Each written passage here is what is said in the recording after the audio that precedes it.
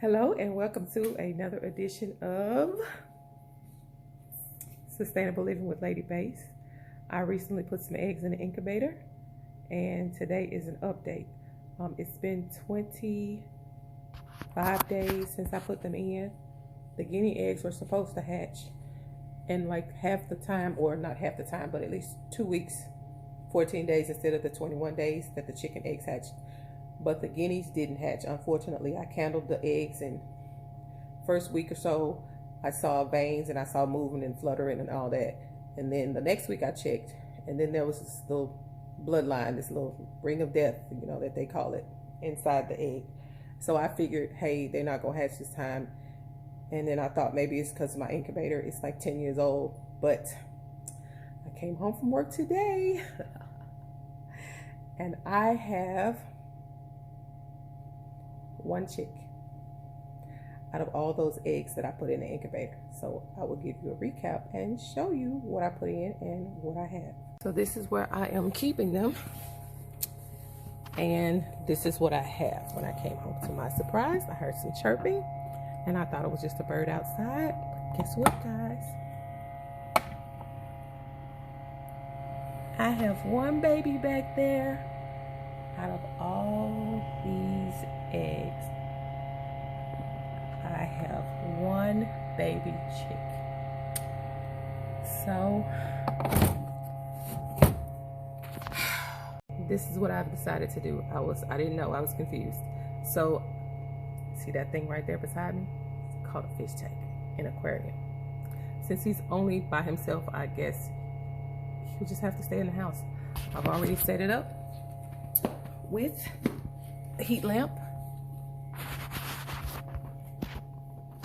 Of course, there is a heat mat. I have a heat mat inside, but I'll be taking the heat mat and turning it off, and we'll just use this heat lamp. So this one will be in the house until hopefully I get another one to hatch. I don't know, but it'll probably be in the house for a couple of weeks, because right now I'm in Mississippi and the weather is like, so it was Saturday was in the 90s, like 96. Today it's like the 70s, and they say the low will be in the 50s. So there's no way he or she would be able to survive outside alone. I could probably provide enough heat, but I'll just keep it in the house. And who knows, it'll just keep us awake and, you know, something to look at, since I don't have any fish in my aquarium. So I'm about to put him in this little thing. I've already set up his water and his food, and here we go.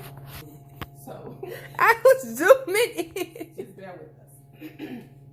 Anywho, come on, little one. And he's mixed with barred rock and Isa Browns. So come on, little fellow.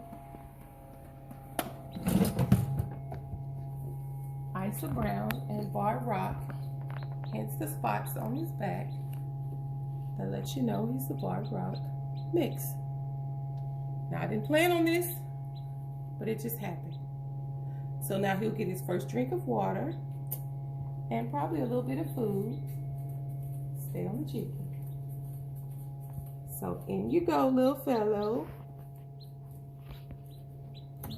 Happy running around. There you go. So I had originally turned this into a terrarium.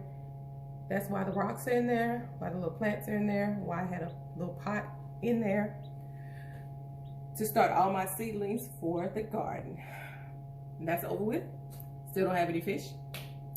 Now it's housing a baby chick. So anyway, thank you for watching another episode, another edition of Sustainable Living